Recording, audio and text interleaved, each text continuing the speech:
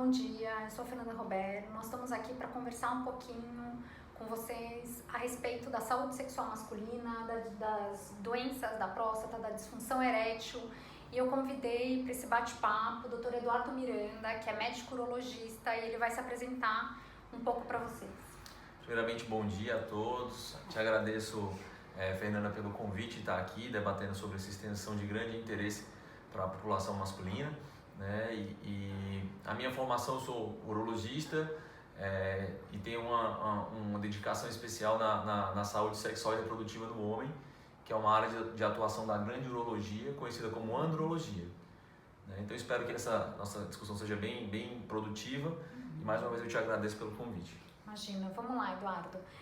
Eu queria que a gente começasse pensando um pouquinho, né? O que teve de novo no Congresso Americano de Urologia, quando a gente fala de disfunção erétil, de saúde sexual masculina? A gente vê uma preocupação da comunidade internacional, da comunidade científica nacional, principalmente quando a gente olha, né, o aumento da expectativa de vida. Então, a gente tem um homem que vai ter muitos anos, alguns anos, já num processo de envelhecer, do avançar da idade. Como que a gente como que tá caminhando em termos de andrologia e de medicina sexual?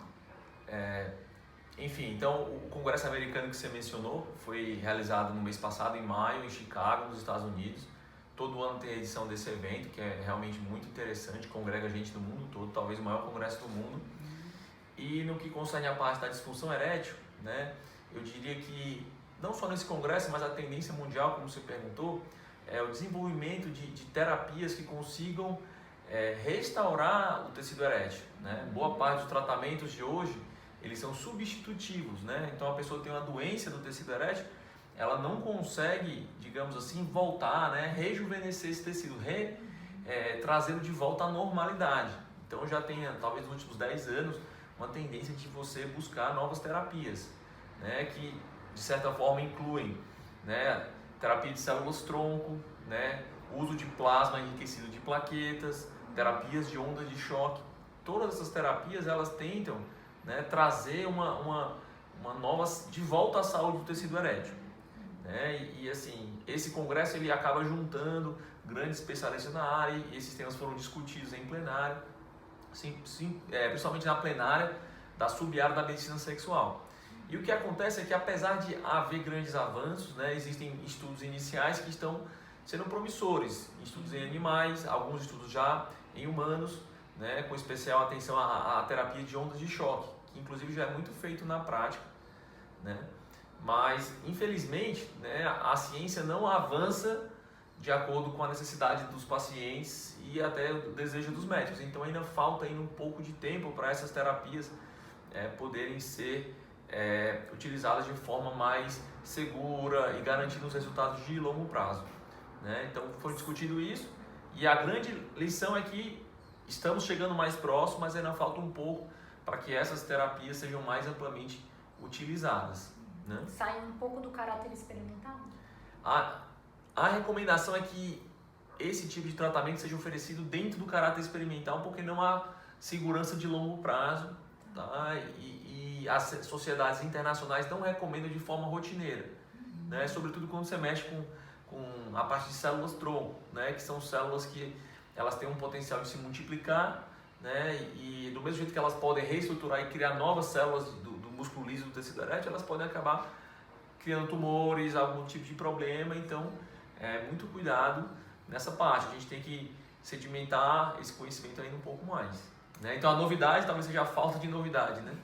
Enfim. Pode ser. Ou então, na verdade, também o pensar formas de caminhar dentro dos limites que a ciência traz hoje em termos de avanço. Com certeza. Quando então, a gente pensa em relação a isso, né? Então, isso. como ampliar dentro do que a gente tem, dentro dos limites que existem na nossa área e dos limites da própria ciência, né? Que por mais que ela avance, ela traz alguns limites e alguns riscos que a gente acaba sinalizando e deixando claro para o paciente, mesmo em estudos experimentais, né? Estudos inovadores. Sem dúvida, né? Então há também de uma maneira mais ampla, né, foi lançado um novo tipo de prótese peniana maleável, né, que é um material diferente. Geralmente os materiais são feitos das próteses maleáveis de silicone com fios de prata. Essa nova prótese é de nitinol, que ele é um equipamento que é muito usado em equipamentos de urologia, que tem uma certa flexibilidade, né? E ela consegue manter o que a gente chama uma memória, né? Ou seja, o grande desafio da prótese maleável é que você consiga ocultá-la. Então acredito que essa memória que esse produto tem pode ajudar a esconder, né? Vai ser lançado nos Estados Unidos nesse semestre e a perspectiva é que chegue no Brasil no ano que vem. Quando a gente fala, eu costumo muito conversar com os pacientes, com os homens em acompanhamento ou com os casais, né? O que é parceira? Quando eu falo só da parceira, em nenhum momento eu estou excluindo os parceiros, mas é que existem aspectos do funcionamento, né, sexual masculino que os homens, independente da orientação, eles têm um maior conhecimento em termos de forma de funcionar, em termos de vivência, de experiência do que as mulheres. Então eu sempre peço, o que você acha que é importante dentro desse universo que está surgindo, do avanço científico, das pesquisas, que as parceiras, que a namorada, a esposa tenha de conhecimento? Tá. Então, eu acho que o principal conhecimento que as parceiras devem ter, né, é que elas são peça fundamental na função sexual do seu parceiro. Tá? A função sexual masculina ela é intrinsecamente dependente da confiança do sujeito, né? A adrenalina, que é a substância anti-ereção mais potente do mundo, e ela também tem efeito de bloquear o desejo, né? Até a capacidade de ter um orgasmo.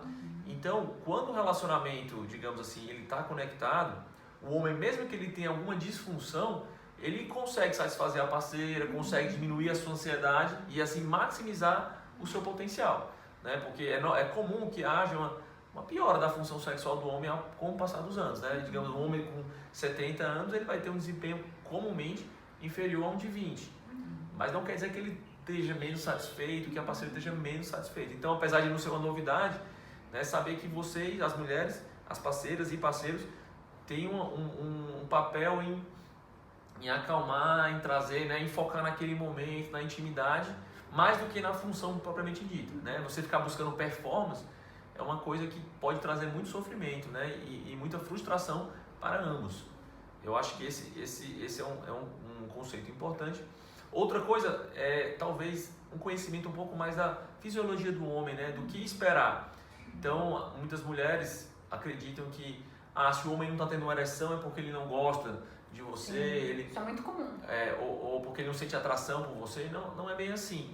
Né? Então, e essa cobrança quanto mais você cobrar do seu parceiro, pior vai ser o desempenho dele. Então, talvez focar mais no momento, na intimidade e deixar um pouco mais a própria fisiologia dele funcionar. Né? Se ele estiver muito cansado, muito estressado e você tiver uma cobrança grande naquele dia, a chance dele falhar aumenta muito. Né? A gente vê isso muito, né? Na clínica, quando a gente fala em termos de psicoterapia, na área de sexualidade, em psicoterapia, em terapia sexual, que as pessoas geralmente conhecem mais, né? O nome mais usual, né? Que muitas vezes a parceira é um elemento fundamental para o sucesso ou para o fracasso do processo de psicoterapia na área de função sexual masculina. Por quê? Exatamente o acolhimento, né? A forma com que essa mulher vai lidar com a dificuldade sexual ou com as alterações. Eu não costumo nem usar muito o termo dificuldade, eu gosto de falar que são alterações na função sexual e alterações no desenvolvimento sexual masculino. Por que alterações? Porque elas são inevitáveis, elas são inerentes ao processo de envelhecer e todo mundo vai precisar aprender a lidar com elas, né? E o foco no desempenho realmente é um elemento que vai frustrar a longo prazo. Eu costumo brincar que os homens que aprendem a ser amantes são homens que conseguem muito mais prazer e longevidade em termos de qualidade, de plenitude da experiência sexual conjugal do que aqueles que ficam focados no que a gente chamaria de garanhão, da performance, da variedade. Isso a gente vê bastante. Eu queria fazer um comentário também para as mulheres mais jovens, né, que hoje em dia é muito comum. Hoje houve uma liberação sexual maior da sociedade, então é comum relacionamentos abertos, muito parceiro e essa busca infindável pela performance. Sim. Então eu queria que as mulheres soubessem que os homens ele têm uma coisa chamada período de latência, né, um pouco maior do que as mulheres, ou seja, o tempo que uma vez que o paciente tem um orgasmo, que ele consiga restabelecer um novo ciclo sexual, uma nova ereção e uma nova ejaculação, né? Então, muitas vezes, casais mais jovens querem que o homem, né, esperam que o homem tenha relação todo dia ou a cada vez 2 vezes ao dia, né? E isso varia muito de pessoa para pessoa, tá? Então é a questão também de você exigir. Então, se você por acaso tinha um parceiro que demorava, né, vocês tinham relação 2, 3 vezes por semana e com o outro você tem todo dia, não quer dizer que esse seja melhor que o outro. Cada pessoa tem digamos, esse período de latência ele é muito individualizado. Então o ideal é que vocês tenham uma sintonia, tentem ajustar os 2 desejos e estimular de forma mais branda, sem cobrar, né? E entender que pessoas são diferentes, né? Você não pode querer que uma pessoa tenha um desempenho e muitas parceiras cobram dos pacientes, elas têm um efeito castrador, como eu digo, né? Elas, ao cobrar, elas pioram muito e acabam trazendo mais problemas. Então, tentar entrar em sintonia, pensar mais naquele momento, na relação, do que na performance. Na experiência, né? Na experiência mais do que na performance. Que você está falando tem um pouco a ver com que na área um pouco mais geral da medicina sexual a gente vê a alteração dos pesquisadores que discutem desejo, né? Então, que eles já saíram de uma discussão que era a frequência do ato sexual, que é o que eu costumo dizer, em relação à qualidade. Então, assim, como está aquele contato, como está essa experiência, como está essa vivência conjugal, como está esse relacionamento, a comunicação, o erotismo, e não a frequência, e não quantas vezes. Eu costumo até brincar com os homens em processo de psicoterapia comigo, que o melhor ato sexual que está existindo é o que está acontecendo no momento, porque o outro já foi e o próximo não veio. Então, que quanto mais esse casal conseguir estar presente e curtir aquela experiência naquele momento, mais chance vai desfrutar do prazer. E isso independe da idade, né? Eu acho que a gente fica também, muitas vezes, muito tempo focado em termos, quando a gente fala de desempenho, são casais que muitas vezes também estão 100% focados na penetração e orientados para o orgasmo, né? Então, como se isso fosse um princípio, como se fosse o fim, né? Então, eu estou aqui para isso. E aí você perde o percurso, que eu brinco. Você perde de curtir o caminho, né? De curtir aquele momento, aquela troca, aquela experiência. E eu acredito que isso, com o passar dos anos, vai impactando mais. Não sei se quando chegam os homens no consultório, no urologista, estão chegando com a mesma questão. Sim, né? sim. Dessa cobrança, então é como se a mulher, em alguns momentos, pelo que você está me dizendo, não percebesse que houve essa alteração, sim, ou não se apropriasse da alteração em relação à função sexual do homem, as alterações, sim, que vão existir em relação à idade. Sim, exatamente. E também pela liberação sexual da mulher, né? Atualmente, mulheres também estão buscando mais as experiências, mais demanda por performance, mais desejos de se relacionar de forma sexual com diferentes parceiros. Então, tem que haver esse ajuste. Eu acho que é natural, obviamente varia de pessoa para pessoa, mas a sociedade como um todo, eu acho que ela tende a evoluir e tentar ajustar isso aí, né, para a realidade, né? Equilibrar, né? Que cada casal é um casal, cada homem é um homem, cada mulher é uma mulher. E que o ajuste aí, eu brinco que vai depender da harmonia e do equilíbrio do casal. Certamente. Eu queria entender um pouquinho, Eduardo, também assim, que quando a gente fala da função sexual e de homens que já estão em mais idade, que a gente está até discutindo a questão da andrologia, a gente vê muito a prescrição de vasodilatadores, né, de remédios como o Viagra, o Cialis, né, e a gente vê a prescrição para homens que estão em vigilância ativa e homens que passaram por cirurgia de próstata, né. Em termos de conduta, né, que diferença tem? Na verdade, né, há uma grande associação, né, de problemas da próstata, câncer de próstata com disfunção erétil, né? Essa relação ela existe em diversos momentos. Por si só, o diagnóstico de câncer é uma coisa que tem um impacto muito negativo na qualidade das ereções do sujeito.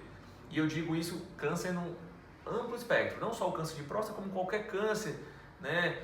Entra aquele processo de luto, entra talvez uma depressão, e isso de uma maneira geral ela piora a função sexual do sujeito. Então, ao dar o diagnóstico por si só, o diagnóstico ele vai piorar a função erétil do homem. Porque impacta no emocional. Né? Que impacta no emocional. Então, o câncer de próstata, em vários momentos, ele acaba piorando, de uma certa forma, a vida sexual do homem, tá?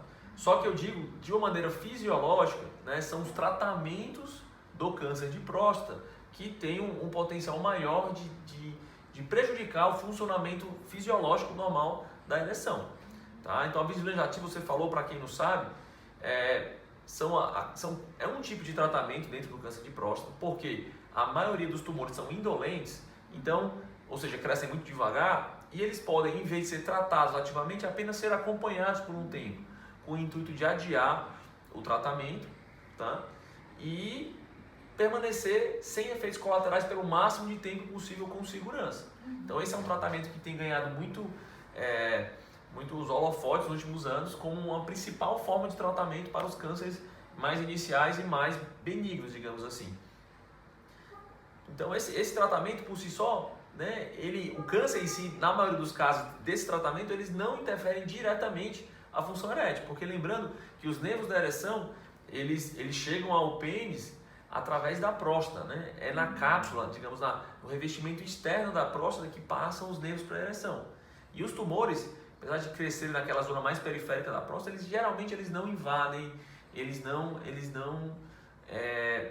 interferem na função desse nervo quando eles estão em fase inicial. Então, o homem com vigilância ativa, ele é um excelente candidato para usar esses medicamentos, os inibidores das 5-fosfodiesterase, que são dilatadores do tecido erétil e dos vasos sanguíneos, porque eles têm tudo para ter uma boa resposta. Já os pacientes que passaram pela cirurgia da próstata ou outros tratamentos, eles têm uma alteração da função desse nervo. Enfim, a cirurgia ela já evoluiu muito, né? Hoje a gente tem aquela cirurgia robótica que magnifica de uma forma mais categórica os nervos e você consegue ao máximo preservá-los. Mas mesmo que eles sejam preservados, eles são manipulados durante a cirurgia, né? E o tecido nervoso ele é um tecido muito sensível, né? A simples manipulação faz com que ele entre num estado de latência, de dormência, que é chamado de neuropraxia. Essa neuropraxia ela pode durar até 2 anos. Então a grande maioria dos pacientes, talvez 85% dos pacientes que fizeram cirurgia de próstata, mesmo a robótica, eles têm uma perda parcial da função desses nervos nos primeiros meses, né? E lembrando que o funcionamento desses medicamentos, eles agem através de descarga nervosa. Então, esses medicamentos, o óxido nítrico que está lá no pênis e levando ao relaxamento, eles precisam ter esse estímulo nervoso. Então, se você der um medicamento para essa população, há uma grande chance de haver falhas. Mas não quer dizer que você não possa dar. Você faz testes terapêuticos. Né? Alguns pacientes têm uma função residual que consegue funcionar, outros não. Mas a grande maioria não vai conseguir, digamos, ter ereções funcionais, né? Ou pelo menos parecidas como era antes da cirurgia, nos primeiros meses após a cirurgia. Uma outra questão é que esses medicamentos não apenas vasodilatadores, não são apenas vasodilatadores, eles têm uma função também de preservar o fluxo sanguíneo para o pênis, preservar o músculo, eles conseguem preservar as dimensões do pênis. Então, você vai ver que a maioria dos pacientes que fizeram cirurgia da próstata vão estar tomando esses medicamentos, talvez até com o intuito de tentar ter as ereções, mas também no intuito de preservar, né, as dimensões do pênis, o fluxo sanguíneo, preservar a saúde do tecido erétil. Eu acho que esse ponto, Eduardo, que você está trazendo é extremamente importante, né? Porque eu acho que falta informação. Né? Informação como? Informação tanto na sociedade, quanto para o casal, quanto para o homem e para essa mulher. Porque a gente vê algumas coisas que acontecem muito. Por exemplo, homens que fazem uso de vasodilatadores sem que a parceira saiba. Por um mito, né? Eu costumo sempre conversar e esclarecer algumas coisas com os pacientes, um mito quase como se a ereção tivesse associada a única e exclusivamente o uso do vasodilatador. Quando isso não é verdade, quando a gente sabe que para a ereção, para todo o funcionamento, tem um aspecto subjetivo e emocional extremamente importante, que é o desejo desse homem. Sim. Que mesmo com todos os tratamentos, com toda a medicação, com todo o avanço, se esse homem não se sentir acolhido, não estiver tranquilo, não estiver se sentindo confortável e bem nesse relacionamento conjugal, nessa relação, com desejo, essa ereção não vai acontecer. Eu acho que esse ponto é extremamente importante. Que fique bem claro, né, para quem não sabe, esses medicamentos, eles não são indutores da ereção, eles são facilitadores. Então, se o sujeito tomar um medicamento e for assistir um jornal, enfim, não tiver focado, não tiver nada erótico, né? Não tiver nada erótico, ele provavelmente não vai sentir diferença nenhuma. Tá? Então ele funciona através de um estímulo. Se não houver desejo, não houver o estímulo, o erotismo, né? Que é através dessa descarga nervosa que eu falei anteriormente, que vai ter uma ação de ser amplificada a resposta. Né? Você acha que, por exemplo, o fato da pressão que fica em relação ao homem, as mudanças, né? As alterações que vão tendo, que eu estou falando, com relação à idade, né? A pressão que fica é alguma coisa que contribui contra isso? A pressão de ter que ter uma ereção, né? A pressão de ter... Porque a possibilidade da disfunção erétil, muitas vezes, né, para muitos casais e para a sociedade em geral, fica quase como se um fantasma da dissolução do casamento, o término do relacionamento, a perda da família. Não que isso não necessariamente vai acontecer, né? Eu acredito que tem muito mito relacionado a tudo isso, mas isso paira no ar, né? Sim, a função erétil, né, ela é um signo de virilidade na nossa sociedade.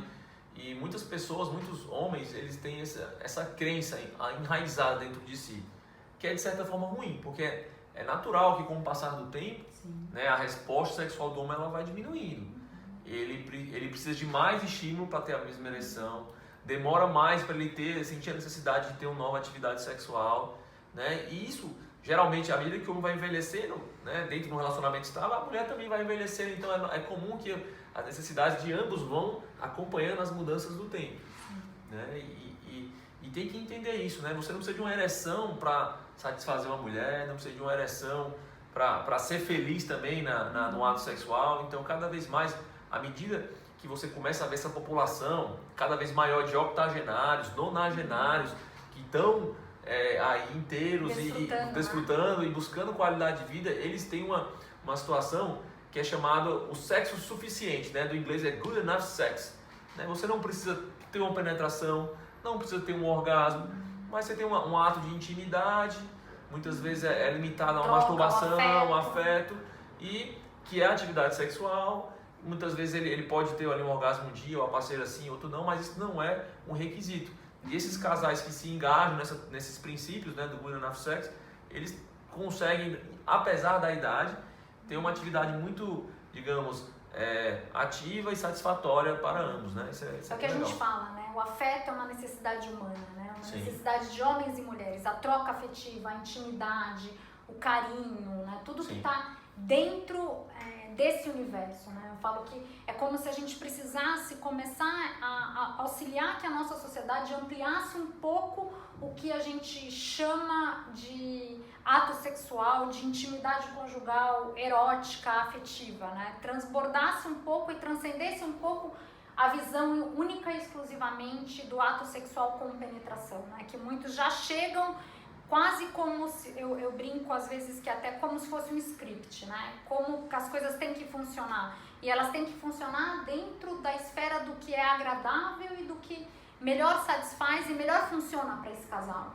né? Em termos de troca, em termos de relacionamento, em termos de expectativa. Eu acho que a gente precisa muito, quando eu percebo que quando vem um homem, né, encaminhado por um urologista, que chega na clínica, uma das primeiras coisas que eu percebo que precisa ser feita e que eu faço no processo de psicoterapia é alinhar, né, as expectativas e as necessidades que esse homem tem com a realidade, com o momento de vida, com a condição clínica, com a dinâmica conjugal, né? Eu percebo que às vezes chegam, né, e eu acredito que isso não deva ser só na clínica. Eu acho que a nossa sociedade, né, ela está muito orientada, precisando um pouco de balancear o que são as necessidades e as expectativas que o homem tem na mulher e a mulher tem no homem, né, em termos de dinâmica conjugal, em termos de relacionamento, né, que é o que eu sempre brinco, né, o que cabia aos 20 não cabe aos 40, não cabe aos 50, não cabe, né? São escolhas diferentes,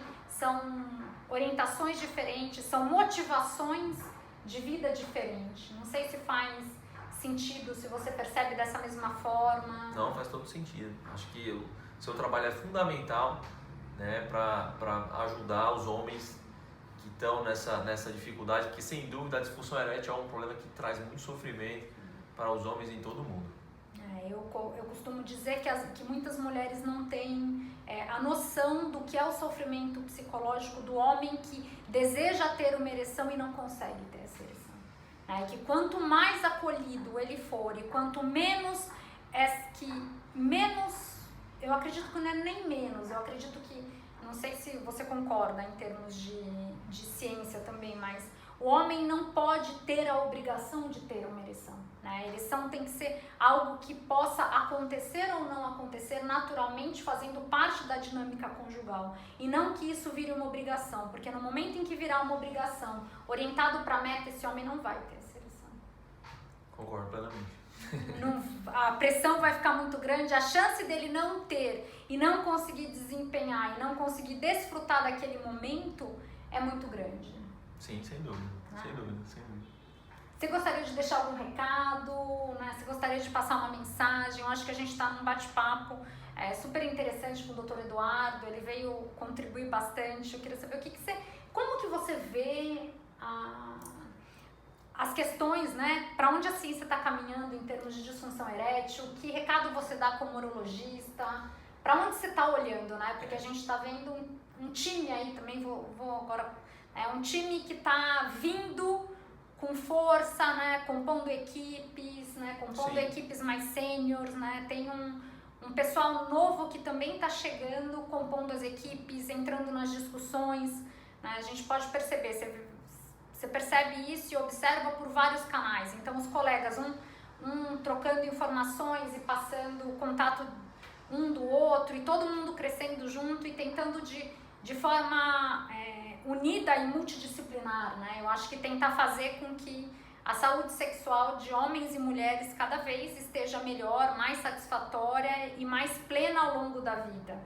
Então, como que você vê? O que você veja? Eu acho que esse nosso exemplo aqui, ele deve ser seguido, né? A união de profissionais da saúde mental e dos médicos também, né? Porque eu costumo dizer que, sem dúvida nenhuma, os problemas psicológicos são os mais comuns dentro das disfunções sexuais, né? Então a disfunção erétil psicogênica talvez é a mais comum de todas, né? Porque toda disfunção erétil é no mínimo mista, né? Se o paciente tiver algum problema no pênis, no funcionamento dos vasos sanguíneos ou dos nervos, mesmo que ele tenha uma causa orgânica para aquele problema, a partir do momento que ele começa a falhar, aquilo também vira um problema psicológico. Sim. Então acho que profissionais como nós tem que cada vez mais se unir, né? Eu ainda vejo uma grande barreira por parte dos homens, né? Eu costumo de rotina encaminhar os pacientes, né, para algumas parceiras da área da psicologia lá de Fortaleza, e eles relutam muito, né? Existem ainda muitas barreiras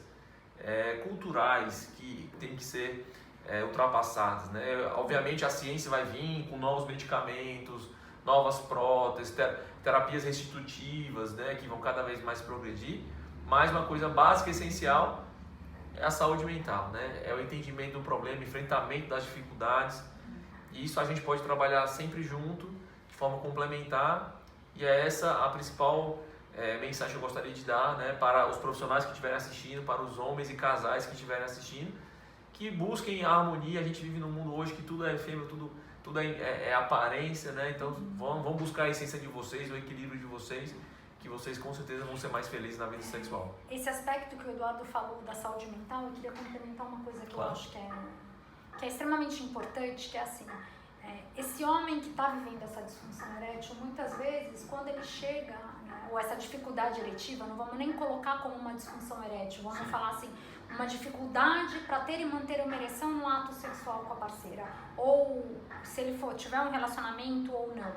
A gente observa, e pelo relato desse homem, quando ele chega para o processo de psicoterapia, ele está vivenciando muitas vezes emoções negativas relacionadas ao sexo. O que significa isso? Significa que foram várias situações onde ele tentou e ele não conseguiu, onde ele queria e não deu certo, onde não atendeu a expectativa, onde não foi acolhido, né? Então, a quantidade de emoções negativas que estão sendo vivenciadas, eu acho que é um dos primeiros pontos que a gente precisa cuidar, porque a gente precisa devagar fazer com que esse homem volte a vivenciar emoções positivas associadas à atividade sexual, que ele volte a conseguir sentir que ele pode, que ele consegue, que ele pode desfrutar de um ato sexual com satisfação, que ele pode satisfazer a parceira, que a gente sabe que é um elemento extremamente importante, que reverbera na masculinidade, na satisfação e no próprio prazer do homem com o ato sexual.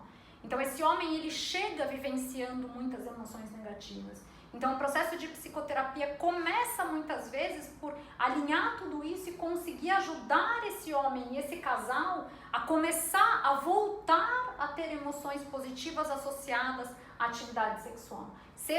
Aí quando a gente pensa em atividade sexual, acho que as práticas, né, que fazem parte da atividade sexual, isso é a escolha de cada casal. Né? Isso é a escolha de cada homem, de cada mulher, do relacionamento, o que cabe, né? O que vai fazer parte, o que vai com você, né? Em relação, e o que cabe para aquela etapa do desenvolvimento que você tem, e que pode ser muito prazeroso. O Eduardo trouxe uma coisa interessante, que ele falou assim, os homens que já têm 70, 80, 90, né? Eu costumo sempre brincar e eu sempre choco, às vezes, nas minhas aulas, quando eu dou aula de sexualidade, porque as pessoas muitas vezes elas não voltam no tempo. Eu vejo jovens que eles não deslocam para quantos anos essa pessoa tem, quantos anos ela tinha, o que ela viveu, o que estava acontecendo na sociedade. Eu lembro que sempre, quando eu peço um deslocamento histórico, a primeira coisa que o jovem fala é a ditadura militar.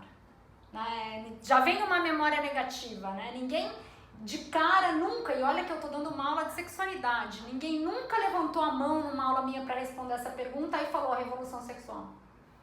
Né? Ou falou Woodstock, ou falou a revolução sexual feminina, né? Sim. Ninguém nunca, a referência sempre vem essa. E quando eu peço, eu falo, pessoal, olha o estímulo, né? Em termos de comportamento, olha o ambiente que essas pessoas estavam vivendo, olha o que estava acontecendo no mundo, né? Então, você olhar também aos 50, né, que eu acho que é o que muitas vezes hoje você vê as pessoas no auge da atividade profissional, todo mundo, tanto que você tem um back que você pode mudar a sua carreira hoje, que é aos 40. Você ainda consegue mudar de área e ter uma vida, e conseguir um ápice na outra profissão, se você quiser. E de repente você vê o que acontece em termos de sociedade, que eu acho que essa que é a pergunta que fica pra gente, né? Por que você consegue olhar esse homem e essa mulher como funcionais do ponto de vista social, do ponto de vista do trabalho, e muitas vezes a sociedade tem dificuldade de olhar essas pessoas como funcionais do ponto de vista da sexualidade, né? Da vivência do casal, do conjugal. Não sei se você percebe isso também. Sim. Com certeza. Eu acho que a mensagem que a gente deixa é que a gente tem que caminhar juntos, né? É isso mesmo.